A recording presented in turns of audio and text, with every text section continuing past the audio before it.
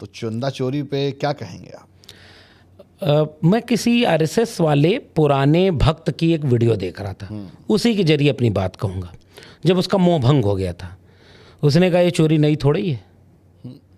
वो एक व्यक्ति हमसे बोला कि 1949 में जब मूर्ति रखी गई रात में और 92 में मस्जिद ढाई गई, वो 2019 के सुप्रीम कोर्ट के जजमेंट ने इन दोनों को गैर कानूनी कृत्य कहा था।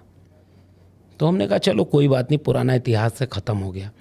फिर मैं देख रहा था कि कांग्रेस ने कई जगह मंदिर का ताला खुलवाने, पूजा शुरू कराने इसका, और उसके बाद एक स्वयं सेवक है, कार सेवक, वो कह रहा था कि नरसिम्हा राव की मूक सहमति थी, फ़ायदा उसे नहीं मिला।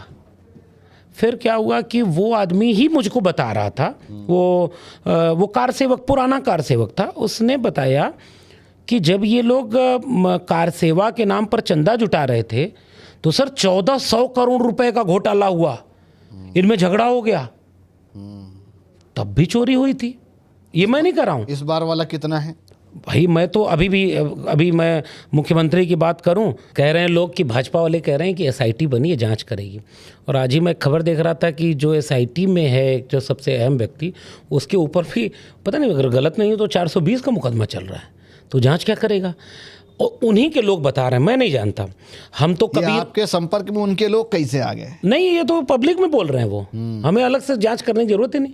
अच्छा, जैसे मैं एक बात कहूं, हमने की वीडियो भी देखा, हाँ, उसमें आपने लिखा है 33.5 लाख करोड़।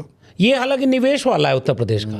ये जो मुख्यमंत्री उत्तर प्रदेश ने पिछले दिनों बड़ा प्रचार किया कि यूपी में इतना निवेश आया, तो न्यूज़ लॉन्ड्री ने एक रिपोर्ट बनाई है। तो हमने कहा कि केवल राम मंदिर में चोरी नहीं हो रही है, इधर देखो 33.5 लाख करोड़ रुपए के निवेश का घोटाला हो गया है। अब आते हैं राम मंदिर की चोरी पर।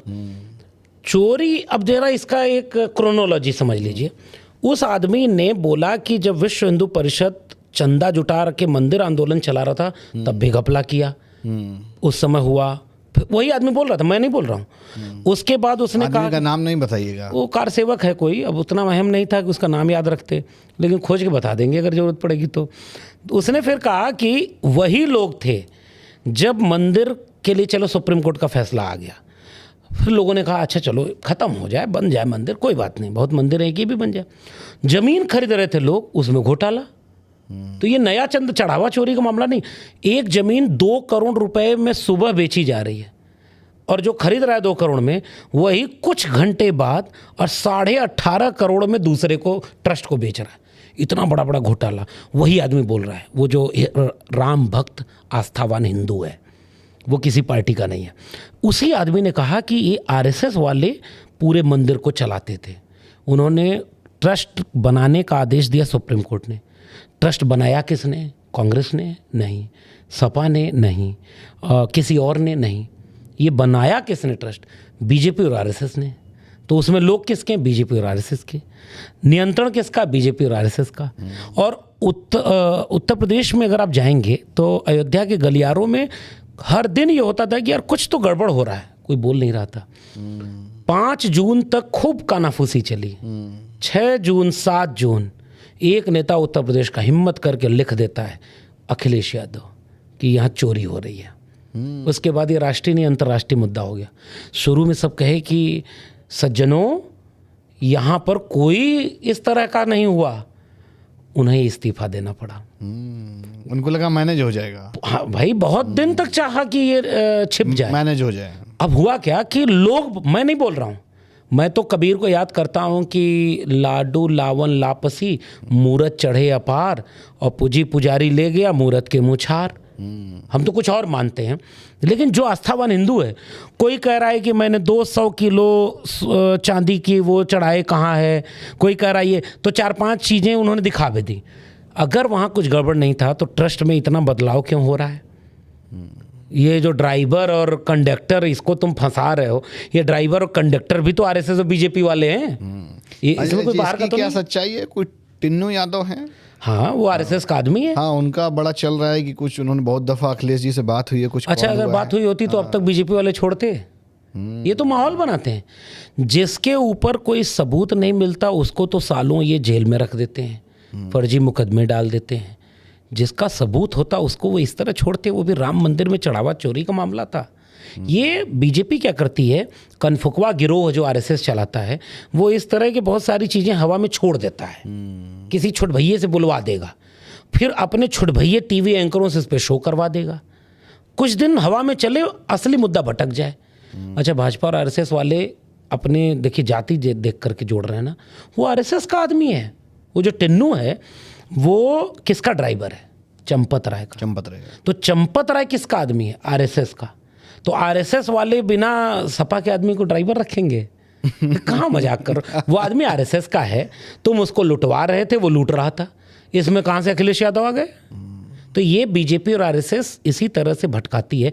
लेकिन एक बात याद रखिएगा, राम मंदिर में चढ़ावा चोरी, लोग इसे गांव-गांव खोज रहे हैं। थोड़े से अंधभक्तों से वीडियो बनवा के बीजेपी वालों ने मैनेज करने की कोशिश की, हमने भगवान राम को चढ़ावा दे दिया, अब भगवान जाने और वो जाने। लेकिन नहीं, अब चढ़ावा चढ़ाने वाले भक्त आ गए। हम तो नहीं चढ़ाएंगे, ये सब लूट रहे हैं, हम उस पैसे को किसी भूखे को खाना खिला देंगे, हम मंदिर को नहीं। ये लोग बोल रहे हैं। और लोग ये कह रहे हैं कि जो राम का चढ़ावा चोरी कर लेगा वो तो किसी का कोई सगा नहीं हो सकता। राम को कौन लाया? तुलसीदास नहीं लाए, वाल्मीकि नहीं लाए, दशरथ नहीं लाए, त्रेता में नहीं आए राम। कब आए? राम को कोई उंगली पकड़ कर ले आया था। जो राम को लाए हैं हम उनको लाएंगे। ये आस्थावान हिंदुओं की भावना हाथ नहीं की उन्होंने। हनुमान की पतंग बना के कौन उड़ा रहा था? अभी एक और जो है वायरल हुआ है कि आई थिंक नितिन नवीन जी, हाँ, राष्ट्रीय अध्यक्ष, हाँ राष्ट्रीय अध्यक्ष हैं, और हनुमान जी का कोई कार्यकर्ता रोड शो चल रहा है, हाँ, रूप धारण गेटअप करके, हनुमान जी का पहन करके, बीजेपी का झंडा लेकर के आप नृत्य करा रहे हैं। आप कहाँ से आस्थावान राम भक्त हुए? ये मतलब मीम बना के लोग कह रहे हैं कि राम जी, मतलब मीम चल रहा है कि राम जी कह रहे हैं हनुमान तुम्हारी पहरेदारी की बात थी, तुम कहाँ हो, यहाँ चोरी हो रही है। तो वो कह रहे हैं हमें राष्ट्रीय अध्यक्ष अपने यहाँ नचवा रहा था। आपने मजाक बना दिया धर्म का। धर्म एक बड़ी पवित्र चीज़ होती है। देखिए, हम तो अंबेडकर और लोहिया को मानने वाले हैं। मतलब राजनीति में नहीं होना चाहिए, लोहिया को पढ़ना चाहिए इसके लिए। डॉक्टर बाबा साहब अंबेडकर तो एकदम अलग राय रखते हैं। वो ये कहते हैं कि भारत में धर्म की आड़ में जाति, पाखंड, अंधविश्वास बहुत कुछ चला दिया गया। इसलिए डॉक्टर बाबा साहब अंबेडकर धर्म पर अलग राय रखते हैं। वो तो हिंदू धर्म को छोड़ देते थे। इससे बड़ा तमाचा कोई क्या मारेगा कि ये धर्म सुधरेगा नहीं, छोड़िए उनको। डॉक्टर लोहिया पे आते हैं। डॉक्टर लोहिया कहते थे कि एक कोई राम है ही नहीं। एक किताब है, श्रीनिवासन ने उनको वो किया है, कंपाइल किया है, 300 रामायणाज। भारत देश में राम की 300 प्रकार की कथाएं हैं। लेकिन विश्व हिंदू परिषद ने, आरएसएस ने बहुत सुनियोजित तरीके से एक तुलसीदास के रामचरितमानस को आधार बनाया, एक राम को राजनीति का आधार बना दिया। जबकि ऐसा है नहीं। रामायण मेला जब लगवाते थे डॉक्टर लोहिया, तो वो कहते थे कि जितनी भाषाओं में राम कथाएं हैं सबका मंचन होगा। राम के बहुत अलग अलग चरित्र हैं। एक राम दशरथ का बेटा, एक राम है घर घर लेटा, एक राम का सकल पसारा, एक राम सब जग से न्यारा, एक तो कबीर के भी राम है ना। तो इस तरह से वो नहीं था। लेकिन ये जो बीजेपी के राम है, ये बहुत गड़बड़ कर दिया इस कॉर्पोरेट वाले। नहीं, ये एक तो हिंसक आपने बना दिया। आपने इस राम के जरिए अपनी कुर्सी देखी। आप कर रहे हैं। मंडल आंदोलन के पहले तक ये तो धर्म के लोगों का मामला था। पालमपुर अधिवेशन में बीजेपी कहती है कि अब हम मंदिर की लड़ाई लड़ेंगे, राजनीतिक मुद्दा है। कैसे राजनीतिक मुद्दा हो गया? वो दो धर्म वाले अपना सुलझाते। तो बीजेपी ने मंडल के विरोध में कमंडल और मंदिर की राजनीति शुरू की। ये हम इतिहास भूलेंगे नहीं। लेकिन उनको तो सफलता मिली। भले मिले, सफलता तो हिटलर को भी मिली थी। तो हिटलर इतिहास में क्या कामयाब और नायक के रूप में गिना जाता है? कामयाब होना और सबसे बड़ी कुर्सी पर पहुंच जाना, इसका यह अर्थ नहीं है कि आप सही हैं। आप जब तक कुर्सी पर ताकत है, आपकी बात लोग बोलने में, सच बोलने में डरेंगे। हम नहीं डरेंगे भाई। हम तुम्हारे ईडी सीबीआई से डरते नहीं। हम ये कहेंगे कि राम का आस्थावान भारत के राम भक्तों का राजनैतिक दुरुपयोग बीजेपी और आरएसएस ने किया। अब फिर से वो कर रहे हैं और इस समय उनको एक्सपोज कर दिया है उन्हीं के लोगों ने कि ये राम के भी नहीं है। ये चोरी अगर करने पे आएंगे, फूट हो गई। मतलब नहीं, फूट नहीं है, उनका असली चरित्र सामने आ गया। अगर आप भगवान राम के होते, या जो लोग मंदिर में थे वो कम से कम डरते कि यार भगवान की चोरी ना करो, तुम अंबानी अडानी के यहाँ से कुछ चुरा लो, तुम वो जो होता है ना 5 किलो अनाज वाले में से चुरा लेते, सड़क बनाने में 40% कमीशन ले लेते, तुम मंदिर बनाने में 40% कमीशन ले रहे थे। एक आदमी आया है राजस्थान का, वो कह रहा था कि हम मुफ्त में पत्थर दे रहे थे, उन्होंने कहा नहीं हम खरीदेंगे, और उन्हीं के लोग कह रहे हैं 40% कमीशन। तुम भगवान से भी नहीं डरे। इसका मतलब तुम राजनीति करते हो, तुम आस्था का दुरुपयोग कर रहे हो। अखिलेश जी ने कुछ दिन पहले ट्वीट किया एक कि नितिन नवीन जी पहली दफ़ा आए हैं, मंदिर नहीं गए। अयोध्या नहीं जाइएगा। क्यों नहीं गए? कितना अच्छा सवाल है। मुख्यमंत्री क्यों नहीं जा रहे हैं आजकल? प्रधानमंत्री बोल क्यों नहीं रहे हैं? इतना बड़ा इवेंट। अच्छा फिर से आइए, चलिए हमारी बात मत मानिएगा। जब आप राम मंदिर का उद्घाटन कर रहे थे, किसी ने विरोध किया? राम मंदिर का फैसला आया, इनके कारगुजारी को उजागर करना जरूरी है।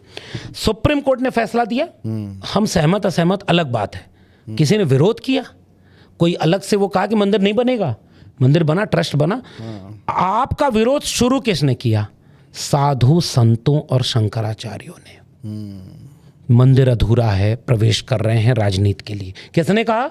साधु संत शंकराचार्य, अकॉर्डिंग टू बीजेपी।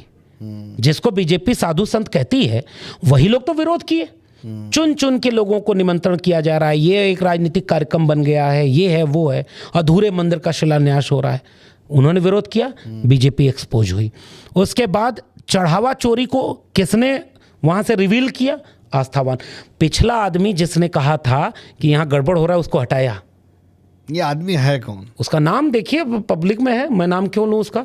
वो इंटरव्यू देके कह रहा है कि पहले मैंने शिकायत की, फिर SBI के यहाँ जो पैसा जाता था उसने कहा कि घोटाला हो रहा है। सबको चुप करा दिया गया, और जो रिवील कर रहा था, जो इस चोरी को उजागर कर रहा था, उसको हटा के किसी और को रख दिया। वही मीडिया में आके बोला। इसका मतलब भाजपा राम की नहीं है, वो राम के नाम पर दुरुपयोग करके कुर्सी की है, पैसे की है। पैसे के लिए कुछ भी बेच देंगे ये।